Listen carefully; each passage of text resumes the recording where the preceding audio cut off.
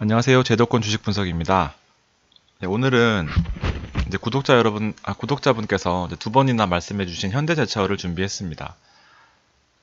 정말 어려운 종목이기 때문에 제가 사실 많이 망설였는데 준비를 하고 또 가격대 레벨까지도 한번 언급해드리는 것이 좋을 것 같아서 과감하게 제가 손절가와 2월 내에 단기로만 보시라는 코멘트를 한번 논리를 여러분께 제시해드리도록 하겠습니다. 어쨌든 오늘 장 정리를 잠시 해드리면 외국인들이 순매수가 8일, 9일 연속으로 들어오고 있다 이런 기사 보셨을 텐데 반도체 쪽이 삼성전자를 필두로 해서 치고 올라오는 모습, 그 다음에 IT 쪽은 물론이고 보험 쪽, 증권 쪽, 그리고 특징적인 것들이 건설이나 자본재, 현대제철도 마찬가지고요. 이런 상사 쪽도 많이 순매수 유입이 들어오고 있다는 점을 눈치를 채셨으면 좋겠습니다. 가장 중요한 이제 중국의 이벤트들이 많이 남아 있기 때문에 중국의 GDP 발표도 있고 GDP 발표가 잘 나오면은 잘 나오는 대로 상승 흐름을 조금 더 가져갈 수 있고 만약에 잘 안 나오더라도 어떤 부양책에 대한 기대감이 있기 때문에 일단은 코스피는 2100 레벨, 제가 말씀드렸던 2050에서 2100 레벨을 한 8알은 넘어섰다. 2100 쪽으로 이제 그렇게 보시면 될 것 같고 어쨌든 시장을 떠받칠 수 있는 기대감이 계속해서 모멘텀이 살아있다 이렇게 보시면 될 것 같고요. 이럴 때일수록 조금 더 과감하게 베팅할 수 있는 그런 자신감이 필요할 것 같습니다. 자, 현대제철 차트 보시면 이렇게 아시겠지만 최근 1년 정도의 차트를 보시면 200일선을 무너뜨린 다음에 4만원대 저점을 찍고 차츰차츰 이제 밑에서부터 일목을 뚫고 올라오면서 200일선에 부딪혀 있는 그런 모습입니다.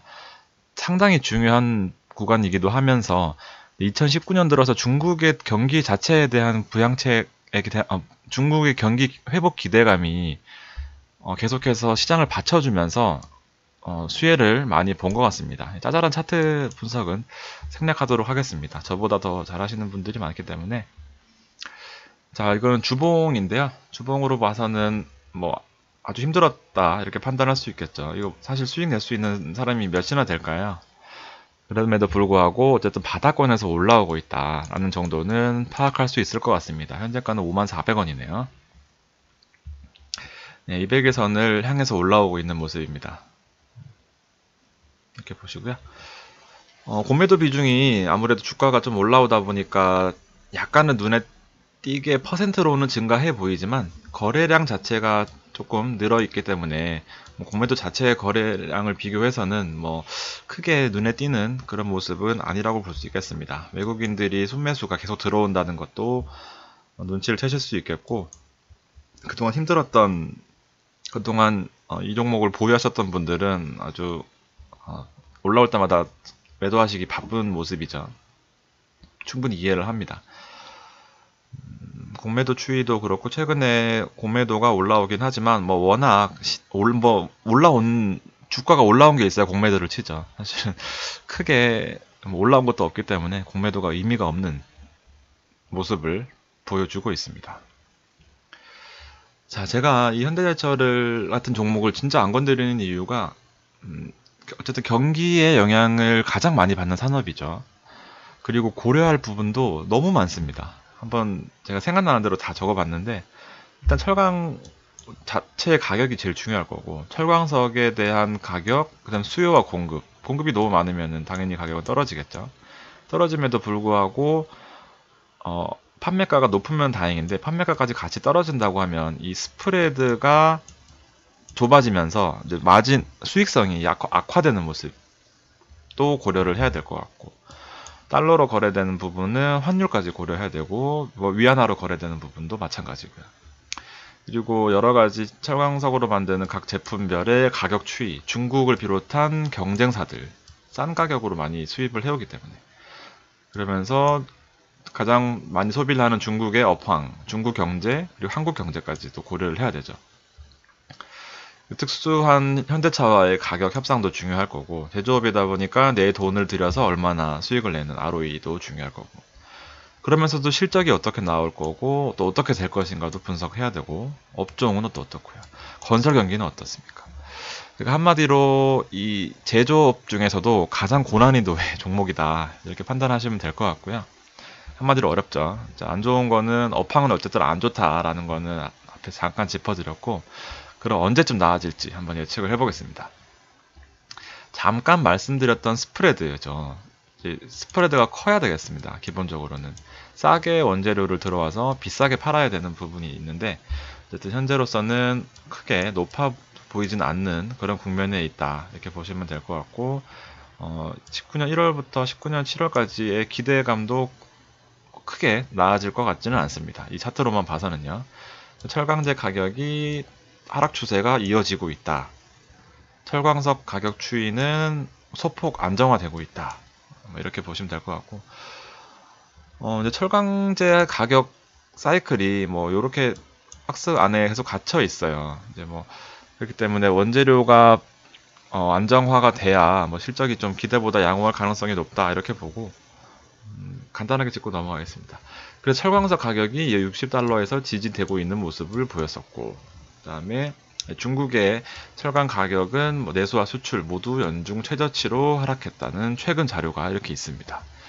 어쨌든 뭐 안 좋은 뉴스가 많이 있고, 역설적으로 이제 60달러에서 이제 지지를 하다 보니까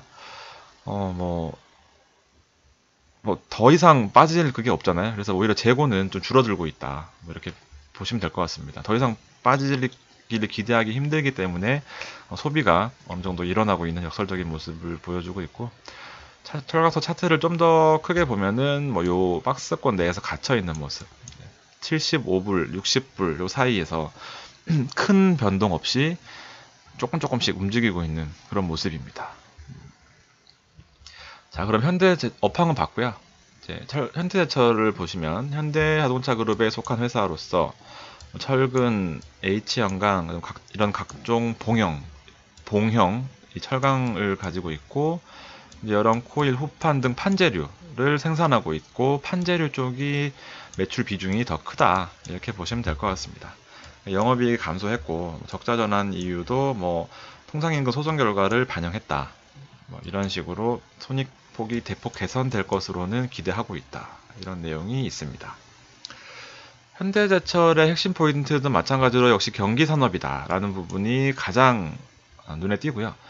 외국인 지분은 크게 변동이 없고요. 이제 현대제철 같은 경우에는 국내 유일의 철도 레일 생산 업체죠. 그래서 뭐 저는 대북주에 관련된 부분은 잘은 모르지만 어쨌든 엮여서 껌틀껌틀 같이 하는 모습을 보여주고 있고, 앞서 보셨던 현대차와의 강판 가격 협상도 앞두고 있습니다. 철강 가격의 변화를 눈여겨봐야 되고, 스프레드 변화, 그다음 중국 제조업 PMI 쪽도 눈여겨봐야 됩니다. 요 밑에 거는 2015년 말에 2016년을 전망하는 그런 자료입니다. 레포트, 현대제철에 대한 레포트인데요. 뭐 외형이 성장할 거다, 매출, 영업이익이 뭐 증가한다, 이런 식으로 썼나요? 의미가 없죠. 그러니까 이런 숫자보다는 이제 좀 구체적인 어떤 업을 하고 있고, 이제 그 업에 대한 내용들은 다른 쪽으로 자료를 좀 보시는 것도 도움이 될 것 같습니다. 자, 이 현대차의 가격 협상은 중요하니까 이제 2월에 현대차와의 협상이 관건이고, 가격 인상폭이 뭐 좀 있을 것 같아요. 전 자세히는 모르겠습니다. 어쨌든 가격 협상이 어떻게 될지는 모르겠지만 뭐 증가할 것 같다. 그래서 가장 중요한 요소가 될 것이다, 이렇게 판단하는 글이 있었고요. 그렇지만 그럼에도 불구하고 2015년 11월 8만원의 가격 인하를 했나 봅니다. 그러면서 그 근거가 이 원재료 가격이 비슷하게 하락을 했었던 것 같아요. 그래서 2015년 11월 이후 원재료 가격이 많이 오른 시점에서 마찬가지로 가격 인상이 가능할 것이다. 그래서 실적이 좋아질 것이다, 이렇게 예측을 하는 부분이 있습니다. 예측대로 잘 나오면 어쨌든 도움은 될 것 같아요. 비싸게 파는 게 아무래도 기업에는 도움이 되겠죠. 그래서 목표 주가를 뭐 이렇게 상향한다, 뭐 이런 4만, 지금 현재 5만원이죠. 5만원짜리를 상향하는 논리도 있었고요. 자, 그렇다면 당장의 4분기 영업이익은 어떻게 될 것인가? 이런 단가가 하락했어요. 그래서 컨센서스를 충족하는 실적은 달성할 것이다. 그렇지만 뭐 절대적으로 평가하면 좋다고 보긴 어렵다. 미국 향 수출이 없었다. 네, 이런 식으로 이제 흐름을 한번 잡아 놓으시고 이제 매출액 구성을 한번 볼게요. 요게 이제 판재료입니다. 요 판재료 비중이 아까 60% 넘는다고 말씀을 드렸죠. 요 판재료가 60%, 그다음 봉연강이 27%, 나머지 것들이 이렇게 매출액을 구성을 하고 있고, 아무래도 제조업이다 보니까 매출액과 영업이익을 예측하는 데 있어서 정확도가 상당히 높은 편이에요. 이제 이미 이제 계약된 건들이 있고, 이제 판매량이 이제 계약된 건에 의해서 예측이 가능하다 보니까 요 매출액 구성과 이익의 편차가 뭐 거의 크지 않은 그런 게 장점이죠, 단점이죠. 이제 뻔히 예측이 가능한 부분이 있으니까 그런 부분이 뭐 원재료 값이 뭐 감자나 고구마처럼 변하는 게 아니기 때문에 선물 거래라고 해서 해지를 하잖아요. 이제 철강석이 이 향후에 어떻게 변할지 모르기 때문에 현재에서 바라보는 요 시점에다가 가격을 고정시켜 놔서 미리 계약을 해 놓는 거죠. 그렇기 때문에 원재료 가격이 당장 변동하더라도 일단 크게 영향을 받지는 않습니다. 이 얼마간의 기간 동안은. 그렇기 때문에 이 컨센서스가 거의 맞다고 보시면 될 것 같습니다. 자, 2017년 대비해서 2018년에 성장을 한 모습이 있지만 2019년과 2020년에는 눈에 띄게 증가하는 모습을 보기는 힘든 것 같습니다. 영업이익은 증가하는 모습이 있지만 매출 자체가 뭐 커지거나 하는 그런 드라마틱한 모습은 보여주기 힘들다, 이렇게 판단할 수 있겠고요. 순이익 쪽도 영업이익률이 7% 정도 되네요. 5%. 크게 뭐 마진율이 높은 것 같지는 않습니다. 어쨌든 점차적으로 증가는 하고 하락하지 않는다는 점에 있어서는 다행이라고 보시면 될 것 같습니다. 자, 현대제철 이제 어려운 종목이죠. 분석할 게 너무 많아요. 제가 자료를 하다 보니까 끝도 없어서 정리하는데 힘들었습니다. 이 정리를 한번 보시면 작년 4분기는 힘들었죠. 특히나 이제 12월에 중국과 뭐 미국, 우리나라 영업 환경을 고려하면 때 1분기까지 철강의 영업 환경은 어려울 수밖에 없다. 그래서 주가에 대부분 12월까지 반영이 되어 있던 모습이고요. 중국산 수입재가 이제 가격이 너무 싸기 때문에 단가 압력 하락도 있을 것 같습니다. 1번, 2번. 자, 여기까지는 시장에 반영이 되어 있어요. 그리고 우리나라 시장을 받쳐주고 있는 가장 큰 특징, 3월 전인대, 중국의 전인대를 기점으로 반전될 것으로 판단하고 있습니다. 중국의 경기 부양책이 기대감이 많이 높아지고 있잖아요. 그래서 요 부분이 상당히 중요할 것 같고, 즉 주가를 지지할 수 있을 것 같다는 생각을 하고 있습니다. 그래서 증권사에서는 이런 식으로 얘기를 했어요. 원재료 가격이 추가적으로 하향 안정화될 수 있다면 뭐 부정적 전망이 완화되며 주가 반등을 기대할 수 있다. 그래서 매수 적기는 2월 말부터 3월 초로 판단된다라고 했는데, 이런 말은 들을 필요가 없습니다. 2월 말에 팔아야 돼요, 오히려. 그러니까 이제 뭐냐면 중국 경기 부양책이 지금 계속해서 나오고 있고 나올 예정이잖아요. 12월 달에 지방채 발행해서 자금을 풀겠다. 인민은행이 중소기업들 실적들 그 심사 기준을 완화시키고 지준율도 최근에 지준율도 인하를 했죠. 그래서 경기 부양책들이 계속해서 시장을 받쳐줄 것이고, 수요와 공급 논리에 의해서 공급만 조금 해소된다면, 공급 과잉만 해소가 된다면 주가를 올려낼 수 있을 것 같다, 이렇게 보시고, 현대해철의 강점, 아무래도 이 두 가지의 다양한 제품을 공급할 수 있다는 점이 강점이고요. 어쨌든 국내 경기의 위축으로 실적 둔화가 예상되는 부분, 그 다음에 어쨌든 경기가 안 좋았잖아요. 그래서 건설 면적과 착공 면적이 감소했던 부분이 있고, 경쟁 기업 대비 낮은 ROE가 주가 상승에 부담이 되고 있다. 이게 주가를 못 올리는 부분 중에 하나인 것 같아요. 다른 종목들은 다 올랐는데 ROE가 4.8%죠. 포스코랑 고려아연 대비해서 낮은 부분이다. 그래서 수급적으로 늘 손해보는 부분이 있었어요. 같은 돈을 들이면 더 많이 벌어들이는 쪽으로 투자를 하기 마련이잖아요. 그래서 이쪽이 주가를 발목을 잡기 때문에 장기 투자는 사실은 저는 이 종목은 아닌 것 같습니다. 이런 부분이 필요한 종목이에요. 자, 끝났습니다. 현대해철은 진짜 어려운 종목이고, 요 처음에 200일선을 아주 중요하게 보고 있다고 말씀을 드렸는데 말씀을 다 듣고 나니까 200일선을 뚫을 것 같다는 그런 내용이 좀 들어오시나요? 요 반등의 폭은 얼마큼 될지는 모르겠지만 저는 요 위로는 늘 말씀드리죠. 위로는 열려 있고 밑으로는 제한하는 요게 첫 번째 구간이 49,000원이고 49,000원 여기가 제가 캡처하다 보니까 가격들을 모르겠네요. 49,000원이 일단 저는 첫 번째 비중을 축소하는 구간이라고 보고 있어요. 그리고 두 번째 비중을 축소하는 구간은 46,000원. 거의 뭐 5% 이내로 줄여야 되는 구간은 46,000원. 그 외에는 위로 보시면 될 것 같아요.